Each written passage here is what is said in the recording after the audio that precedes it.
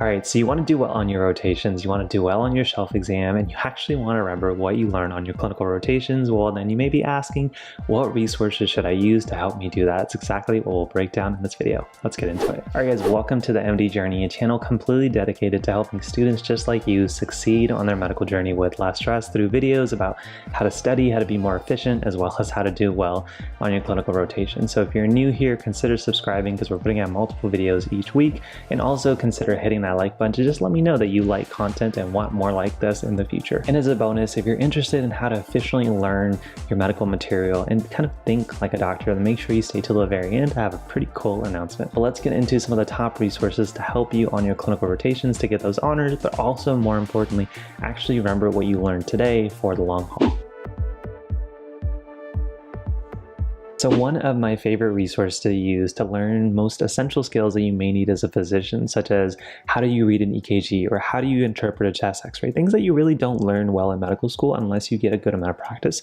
One of my favorite go-to blogs and resources is lifeinthefastlane.com. So this was a website that I've talked about plenty of times on this channel that was originally designed to help emergency medicine physicians, residents, but really is a resource for all doctors of all kinds. So if you go to something as simple as EKGs, as you can see, you can essentially either quiz yourself or learn some of the most basic skills possible. Like how do you interpret a P wave? How do you interpret the rhythm? And it's just a huge resource to be able to evaluate things like how do you know if somebody has a large left atrium or a large right atrium? What's the difference? What do the EKGs look like? And as you go through more EKGs, as you kind of learn through the EKGs of your patients, you may find that it says patient has a large left atrium, but you really don't know what about that EKG points you to it. So you can use resources like Life in the Fast Lane to have a whole section where they show you multiple examples on what leads to look at, as well as different EKGs that you can kind of compare and contrast. And the beauty of this is every future EKG you have, you can eventually get better at that skill. I'm great now at looking for left ventricular hypertrophy, left atrial abnormalities, but it's just because I've done so many examples on Life in the Fast Lane as a medical student, as well as now as a resident. And Life in the Fast Lane is not just about EKGs. You can also learn some really important skills at chest x-rays. One of my favorite things to do even to today is making myself go through the various chest x-ray quizzes where they present to you a case as well as a chest x-ray, and you have to try to see if you can interpret and find the most common abnormalities. So for example, here is an x-ray of a 79-year-old who comes in complaining of increased dyspnea. And then we have a chest x-ray from today as well as a chest x-ray that this patient had from a year ago, and you can essentially compare and contrast what is going on and seeing if you can then find all of the abnormalities that they notice in their interpretation. And one of my favorite things about these x-rays is that it doesn't just tell me what's wrong with this one. So for example, this patient has an enlarged cardiac silhouette. Their heart is a little bit bigger here than it was before a year ago. But the bonus is that usually they have some clinical pearls, and at times it's a PowerPoint slide of other x-rays that look like this. That way you can get more practice doing pattern recognition and looking at other x-rays that are abnormal and normal, and being able to also understand when you should be concerned and what type of things you should be considering. So I've done this before with things like enlarged cardiac silhouettes. I've done this with, people who have lung masses and being able to identify them on your x-rays. And it's just a little bit of practice that you get better at over time, the more you do. And as you may have noticed, they already have more than 150 different chest x-rays. So that's a lot of practice and you can become really good really fast. Now make sure to add the links to all these resources that I mentioned throughout the video down below. So make sure you check those out. Now another resource that I've also talked about on this channel, but it's super effective, especially if you're trying to get practice doing EKGs. Life in the Fast Lane is great because it kind of teaches you the essentials and basics, and it shows you many different examples. But maybe you just want to see an EKG and see if you can see all the abnormalities as well as all the things that are correct with it, and potentially quiz yourself on what you would do next for that patient. So one of my favorite resources is to do this, and I do this during like downtime during residency where I'm just waiting for my attending to come. I may just do 1 or 2 EKGs on a website called EKG Wave Maven. And again, I'll link that down below. But it's a beautiful resource of intermediate, difficult, as well as some easy EKGs, so that way you can get some practice of not only seeing one abnormality, but seeing all of them in one collective picture and understanding what does that mean for the patient, what's going on, and what should I be concerned about. So for example, here you can go ahead and just say view a random case. You can click kind of your level of expertise, and you can click continue, and you're going to be shown an EKG, which you can go ahead and also increase in terms of your resolution, and then quiz yourself, like what's the rate? Do I see P waves? What's the axis? What type of abnormalities do I see? Is the T wave over here enlarged? and then eventually go ahead and quiz yourself on what you think the answers will be. And the beauty of these explanations is that it's really nice and detailed. They'll tell you what the normal things are, what the abnormal things are, what to look for in each different lead. After doing a few of these, you find yourself becoming really good at identifying those little pieces of patterns that really do make the whole kind of situation of what the patient may have.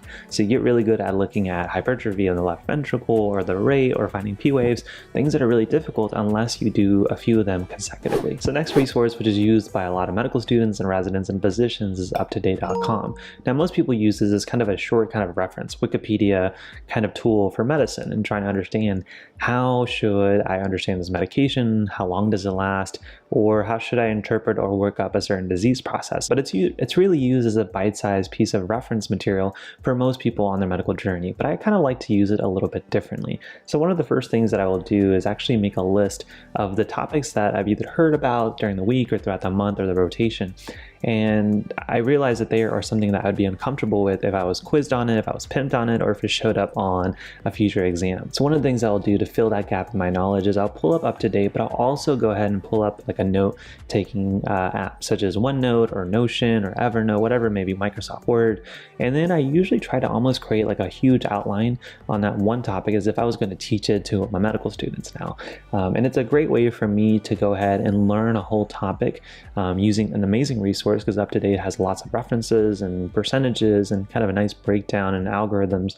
But it also gives me kind of a big picture view of how to understand the topic. So if I'm trying to teach somebody about renal tubular acidosis, you may not learn about that very frequently or get enough practice unless you're a nephrologist. So one of the things I'll go ahead and do is just type in renal tubular acidosis and just pull up the most common example, and then just briefly read about this and make notes on OneNote or Notion, something that I could have on my phone, and then practice teaching that to either my fellow med students if I was still on my clinical rotations, or now actually to my medical students as a resident. So it's a different way of using UpToDate. I still definitely use it as just a quick reference tool, but this way it actually forces me to learn the whole library of information on one topic, and then I attempt to go ahead and teach that in a nice, concise kind of chalk talk. So I have a few more resources to share, but if you are going into your clinical rotations, or if you're doing your clinical rotations already and you want a step-by-step approach on honoring every single one, I have a program that you guys can check out down below. It's called Crushing Clinicals, which a lot of students and YouTube viewers in the past have actually been able to use and benefit in getting their ideal grades as well as their ideal residency spot.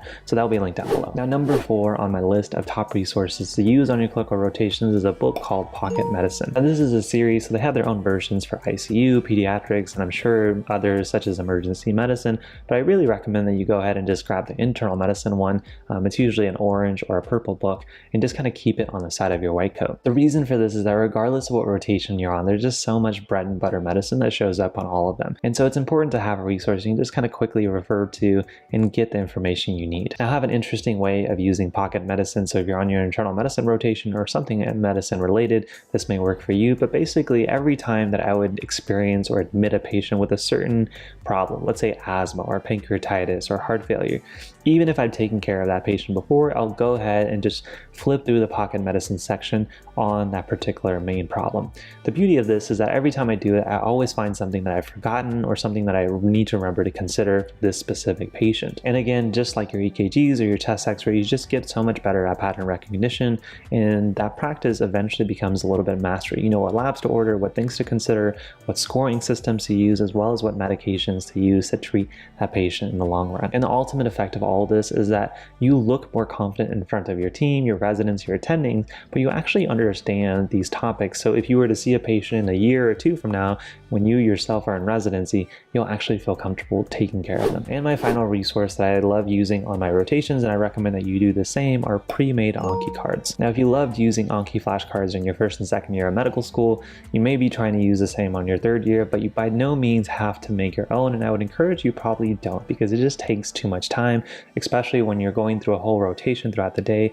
You just need to be efficient with your studying. So honestly, just take the effort that others have put in making their own flashcards and use these to study for your shelf exams. I'll link down a few that I have, and sometimes the links will go and come, so apologies if they don't work. Just let me know in the comment section down below.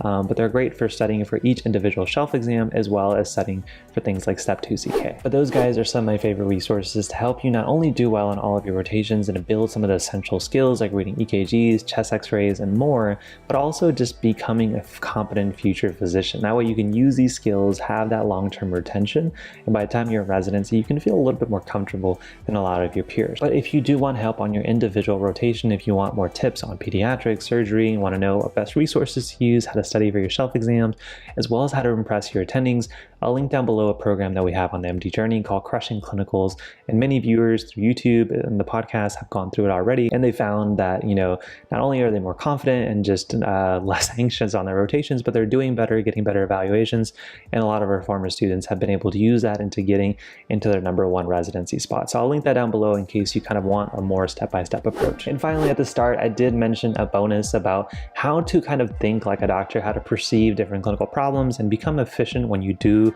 have to learn a new bit of information. So one of the exciting announcements that I have for the MD Journey is I'm essentially creating a new series of videos where I will be teaching now different topics such as heart failure, pulmonology, different things that you'll be seeing in the hospital as both a medical student as well as a resident. So if you want a nice, efficient way of how to think like a physician, go into a patient's room and be able to tackle a lot of the unknowns and a lot of the topics that may make you feel uncomfortable if you didn't have a multiple choice exam in front of you, that's exactly what this series is meant to do. So if you guys are interested, I'm not sure when this video will come out based off of when the program will come out, but I'll link it down below, and that way you guys can get some more information. And definitely comment in the comment section below. Let me know what topics you want me to cover in this new series, what topics are really confusing to you and you wish somebody just made them easier. Things like antibiotics. I promise, I got you.